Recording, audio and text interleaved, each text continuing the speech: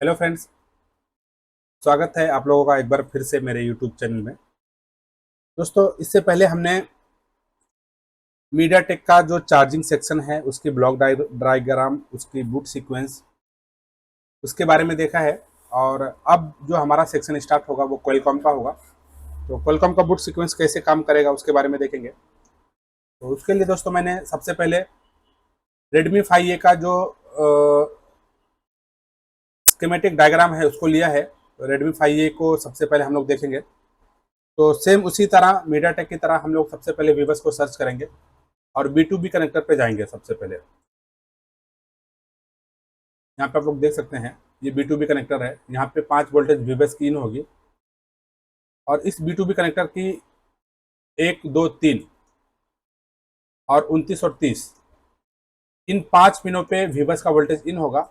और वहां से आउट होने के बाद में ये जो वोल्टेज है यहाँ से आउट होगा। यहाँ से इधर से ये 3 पिन और 2, 29 और 30 यहाँ से आउट होके होके इसकी टीपी पर जाएगा और वहां से एक टीवीएस डायोड लगा हुआ है। उसके बाद ये जो हमारी लाइन है ये इस ओबीपी आईसी के अंदर जाएगी, जहाँ पे ओबीपी आईसी के पहले एक कैपेसिटर दिया हुआ है।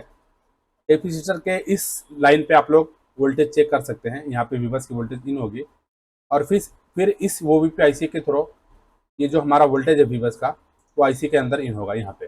अब यही चीज़ें मैं आप लोगों को एक बार प्रैक्टिकली दिखा देता हूँ मदरबोर्ड के ऊपर।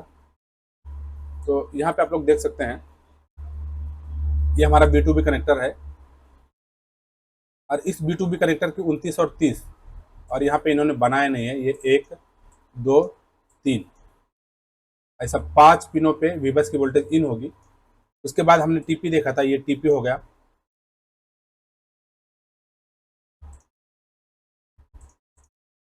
उसके आगे जो था हमारा डायोड था।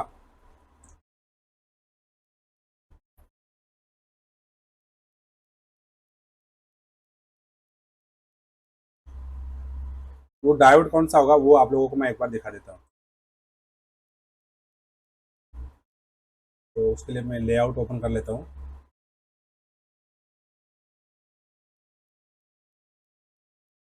वापस हम लोग चले जाते हैं पीछे।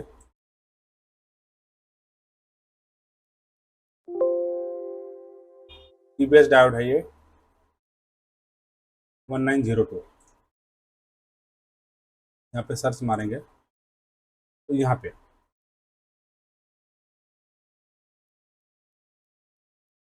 ये जो B2B कनेक्टर है उसके जस्ट बाजू में, तो यहाँ पे टीबीएस डायोड का यूज नहीं किया गया है दोस्तों, लेकिन उसकी जो पॉइंट है उसको बनाई गई है। तो यहाँ पे भी आप लोग चेक कर सकते हैं।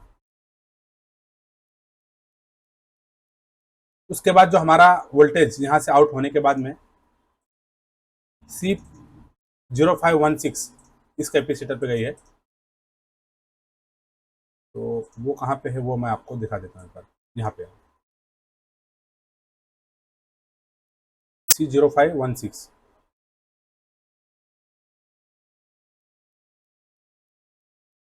ये वाला कैपेसिटर है। तो यहाँ पे हमने देखा था ऊपर वाला, तो यहाँ पे वोल्टेज इन होगा। तो ये ओबीपी के पहले की इनपुट है। तो डायोड से होने के बाद में यहाँ पे कैपेसिटर पर वोल्टेज आएगा वीबस का। उसके बाद में ये वोल्टेज जो है इस ओबीपी आईसी के अंदर इन होगी और फिर ये 3 लाइनों से आउट होके इस कैपेसिटर के थ्रू यहाँ पे 3 और कैपेसिटर लगे हुए हैं। और उसके बाद जो हमारा ये वीबस की लाइन लाइन है वो आईसी की 1 और 24 नंबर की पिन पे इन होती है। यहाँ पे आउट हुआ इस कैपेसिटर के थ्रू और फिर 1 और 24 नंबर पर वीबस की वोल्टेज इन हो गई।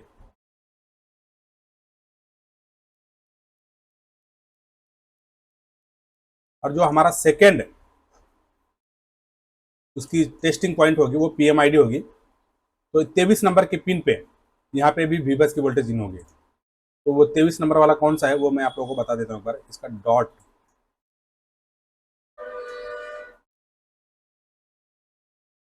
इसका डॉट यहाँ पे है, ये है डॉट। तो दोस्तों, जैसा कि मैंने आप लोगों को आईसी की पिन काउंटिंग में बताया था कि जो हमारा लेग वाला आईसी होगा उसके पिनों की काउंटिंग एंटी क्लॉकवाइज होगी। तो एंटी क्लॉकवाइज मतलब घड़ी की उल्टी दिशा में होगी। तो ये हमारा 1 नंबर 2, इस तरह से हमारा ये 24 नंबर होगा, तो ये 23 नंबर होगा। तो इस पिन पर वीबस की वोल्टेज मिलेगी, सॉरी पीएमआईडी की, ये 23 नंबर होगा हमारा। तो यहाँ पे पीएमआईडी के वोल्टेज आप लोग चेक कर सकते हैं। तो इस तरह से इस आईसी पे हमारा जो वोल्टेज है वीबस का वो इन हो गया यहाँ पे। अब इसके आगे की सर्किट हम लोग देखते हैं। अब पीएमआईडी पे जब वोल्टेज मिल गया तो इसकी इनपुट कंप्लीट हो गई। उसके बाद में इस आईसी की कुछ कंट्रोलिंग लाइनें हैं। जब इस आईसी को कंट्रोलिंग लाइनें पूरी कंप्लीट हो जाएंगी उसके बाद में ये आईसी स्विचिंग करके यहाँ से आउटपुट देगा। तो सबसे पहले हम लोग इसकी कंट्रोलिंग लाइनें देख लेते हैं। तो इसकी जो सबसे फर्स्ट कंट्रोलिंग लाइन होगी वो आरईजीएन, ये यहाँ पे देख सकते हैं आप लोग, ये एक एलडीओ वोल्टेज है, इस आईसी के अंदर से निकलती है। और ये एलडीओ वोल्टेज जब यहाँ से निकलती है उसके बाद में हमारी जो कंट्रोलिंग लाइनें हैं वो काम करना स्टार्ट करती है। अगर ये आरईजीएन की वोल्टेज यहाँ से नहीं निकलेगी, एलडीओ से नहीं निकलेगी, तो हमारा कोई भी कंट्रोलिंग लाइन जो है वो काम नहीं करेगा। तो यहाँ से एक 4.8 के आसपास वोल्टेज निकलेगा और ये आउट होके यहाँ से सबसे पहले हमारा, यहाँ पे आप लोग देख सकते हैं एक 10 किलो ओम का रजिस्टर है और यहाँ पे भी एक 10 किलो ओम का रजिस्टर है। ये सीरीज में, ये पैरेलल में है। तो इस तरह से एक डिवाइडर सर्किट बनाई गई है और इस आईसी के 11 नंबर की पिन पे टीएस नाम से दिया गया है। यहाँ पे लगभग 2.4 के आसपास यहाँ पे वोल्टेज आएगा। इसकी एक ये कंट्रोलिंग लाइन होगी। दोस्तों यही लाइन आरईजीएन की यहाँ पे भी दी गई है, यहाँ पे आप लोग देख सकते हैं। और यहाँ पे एक 10 किलो ओम का रजिस्टर लगाया गया है और ये वाला जो रजिस्टर है ये एनएफ मतलब नॉट फिटेड है, ये एनसी है। तो यहाँ पे 10 किलो ओम के रजिस्टर के थ्रू इस आईसी के पिन नंबर 2 पर जाएगी जहाँ पे लिखा है पीएसईएल। पीएसईएल की लाइन हमने ऑलरेडी इससे पहले देखा हुआ है, जहाँ पे जो ये लाइन जो काम करती है power selection, power source selection का काम करती है। मतलब कि हमने जब चार्जर मोबाइल से कनेक्ट किया है तो वो कितना वोल्टेज, कितना एम्पेयर का चार्जर है उसको ये चार्जर आईसी सेंस करेगी और फिर उसके हिसाब से ये चार्जर आईसी एक्टिवेट होके आउटपुट में वोल्टेज और एम्पेयर को आउट करेगी। तो अगर इस लाइन में प्रॉब्लम आएगा दोस्तों तो हमारा जो मोबाइल है वो फेक चार्जिंग में जाएगा, क्योंकि वो जब ये आईसी चार्जर को सेंस नहीं कर पाएगी तो हमारा जो चार्जर है वो एक डिफ़ॉल्ट मोड में 0.6 एम्पेयर से चार्ज होता रहेगा। तो फेक चार्जिंग का प्रॉब्लम आएगा इस लाइन की वजह से। एक 9 नंबर की पिन है, यहाँ पे आप लोग देख सकते हैं एक सीई इनेबल, चार्जिंग इनेबल की लाइन है।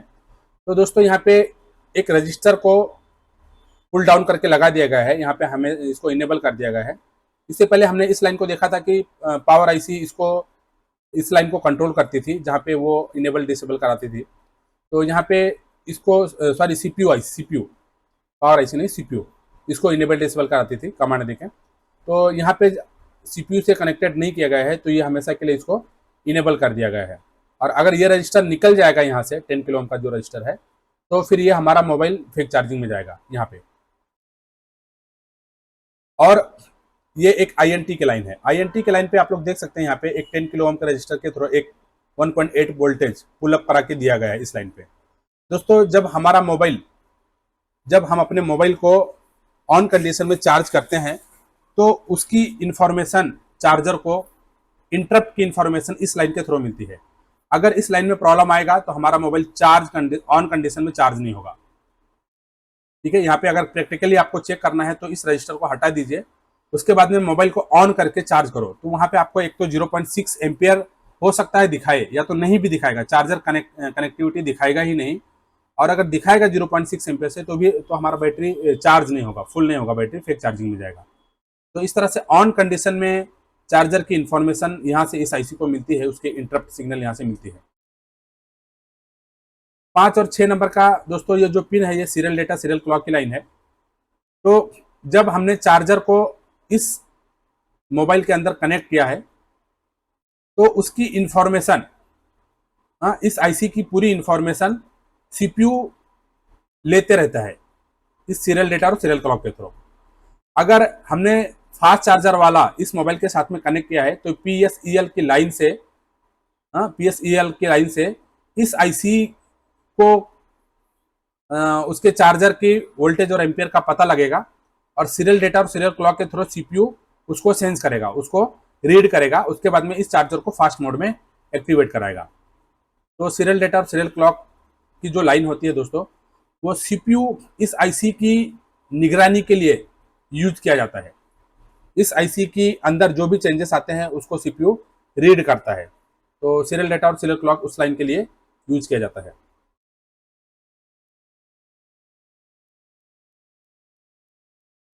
अब जब इसकी कंट्रोलिंग लाइनें यहाँ से ओके हो जाएंगी, तो दोस्तों यहाँ से वोल्टेज 19 और 20 नंबर से स्विचिंग होके आउट होगा, और इस कॉइल के थ्रू वोल्टेज आउट होके वीपीएच पावर बना के पूरे सिस्टम लाइन में, पूरे मोबाइल के जहाँ जहाँ पे 3.6 से लेकर 4.2 वोल्टेज की रिक्वायरमेंट होगी, वहाँ वहाँ पे ये वोल्टेज डिस्ट्रीब्यूट कर दिया जाएगा। और इसी कॉइल के जस्ट आगे से एक लाइन निकलती है, और ये लाइन जाती है इस आईसी के अंदर इन होती है, जहाँ पे आप लोग देख सकते हैं लिखा है यहाँ पे सीस, मतलब सिस्टम। और यहाँ पे इन होने के बाद में ये वोल्टेज जो है हमारा 13 और 14 नंबर की पिन से आउट होगा, और आउट होके ये जाएगा चार्ज आउट की लाइन पे, और फिर यहाँ से आउट होने के बाद में ये कहाँ जाएगा आगे, तो आप लोगों को मैं दिखा देता हूँ। चार्ज आउट, ठीक है। तो ये चार्ज आउट की लाइन यहाँ से निकल के, हाँ, एक आईसी के अंदर यहाँ पे देख सकते हैं एक आईसी है, और एक रजिस्टर है, ये करंट सेंस रजिस्टर है। इस करंट सेंस रजिस्टर पे जाएगी चार्ज आउट की लाइन। तो मतलब यहाँ से ये जो हमारा चार्जिंग आईसी है, यहाँ से चार्ज आउट की लाइन से जो वीपीएच की वोल्टेज है यहाँ से आउट होके रजिस्टर के एक सिरे पे जाएगी, और वही रजिस्टर का एक सिरा जुड़ा होगा इस, ये फ्यूल गेज आईसी है दोस्तों, इस फ्यूल गेज आईसी की C2 नंबर के पिन पे जाएगी, और यहाँ से ये जो लाइन है ये जाएगी वीबैट पर, बैटरी के कनेक्टर पर, और उसका दूसरा सिरा C1 current sense positive fuel gauge की इस लाइन से जुड़ा हुआ है। अब ये फ्यूल गेज आईसी जो है हमारा क्या काम करता है, तो दोस्तों जैसा कि करंट सेंस रजिस्टर के बारे में मैंने आप लोगों को बताया था कि करंट सेंस जो रजिस्टर होता है वो बैटरी की वोल्टेज, बैटरी की परसेंटेज को सेंस करता है, और उसकी इंफॉर्मेशन सीपीयू रीड करता है। तो जो बैटरी जब हम लोग मोबाइल से कनेक्ट किए रहेंगे, तो बैटरी के अंदर कितना परसेंटेज चार्ज है, वो उसकी परसेंटेज को ये फ्यूल गेज आईसी सेंस करेगा, और सीरियल डेटा और सीरियल क्लॉक के थ्रू सीपीयू को उसकी इंफॉर्मेशन देगा यहाँ से, ये 3 और ये 2 की पिन से, ठीक है। तो फिर हमारा जो सीपीयू है इसके अंदर जो हमारा BQ25600 एक आईसी लगी है, उससे वोल्टेज को रेगुलेट करा के वीपीएच के थ्रू वोल्टेज आउट कराएगा। अब ये जो आईसी है दोस्तों, हर आईसी को काम करने के लिए उसकी एक वोल्टेज की रिक्वायरमेंट होती है। तो C3 के पिन पे यहाँ पे एक वीवैट की वोल्टेज दी जाती है, ठीक है, यहाँ पे वीवैट की वोल्टेज दी जाती है। तो जब हम मोबाइल को चार्जर से कनेक्ट किए रहेंगे, तो इस आईसी को वोल्टेज चार्जर के जो वीपीएस लाइन है वहां से मिलेगी, वीवैट की यहाँ पे, हाँ, वीवैट की इस लाइन से मिलेगा वोल्टेज। और अगर हमने चार्जर निकाल दिया है तो बैटरी के थ्रू इसको इस आईसी को वोल्टेज मिलेगा।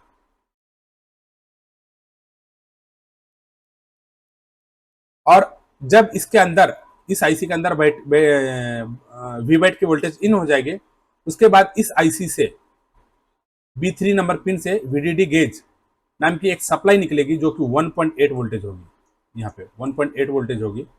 और यही 1.8 वोल्टेज इस आईसी के B1 नंबर की पिन पे इन होगी, जहाँ पे 1 मेगा ओम का रजिस्टर यूज किया गया है, ठीक है। यहाँ पे 1 मेगा ओम का रजिस्टर यूज किया गया है। और दोस्तों ये जो लाइन है यहाँ पे आप लोग देख सकते हैं, बैट थर्मल के लिए यूज किया जाता है, थर्मल की सेंसिंग के लिए ये वोल्टेज यूज किया जाता है। मतलब ये एक थर्मल के सर्किट के लिए वोल्टेज यहाँ पे इस आईसी के अंदर दिया गया है। तो थर्मल और आईडी की लाइन, जो बैटरी आईडी की लाइन और बैटरी ये थर्मल की लाइन जो है दोस्तों, उसके लिए मैं आप लोगों को एक सेपरेट वीडियो बना के दूंगा, उसके बारे में वहाँ पे मैं आप लोगों को एक्सप्लेन करूंगा। तो यहाँ पे फिलहाल बस इतनी ही लाइनें हैं मेरे ख्याल से। एक और लाइन है ये जीपी आउट, जहाँ पे एक 5.1 किलो ओम के रजिस्टर से यहाँ पे पुल अप करके एक 1.8 वोल्टेज दिया गया है पावर आईसी से। दोस्तों ये जो वोल्टेज है यहाँ पे इस आईसी के थ्रू पुल अप करके दिया गया है। अगर इस आईसी के अंदर कुछ प्रॉब्लम होता है, इस आईसी के अंदर कोई शॉर्ट सर्किट होती है इस आईसी की कहीं पे लाइन में, तो सीपीयू इस लाइन के थ्रू, जीपी आउट के थ्रू वहां पे सेंस करेगा और फिर यहाँ पे लॉजिक हाई को लॉजिक लो करा देगा और फिर ये जो आईसी है काम करना बंद कर देगी। मतलब इस आईसी की कंट्रोलिंग, कुछ कंट्रोलिंग यहाँ से भी की जाएगी। तो इस तरह से Redmi 5A जो है हमारा क्वालकॉम का जो बूट सीक्वेंस है, इस तरह से हमारा काम करता है।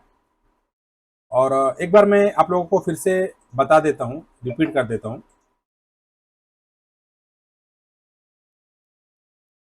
भी बस, तो हम लोग सीधा चार्जिंग आईसी के अंदर जाएंगे। तो यहाँ पे वीबस की वोल्टेज इन हुई है। सेकंड टेस्ट हमारा पीएमआईडी होगा।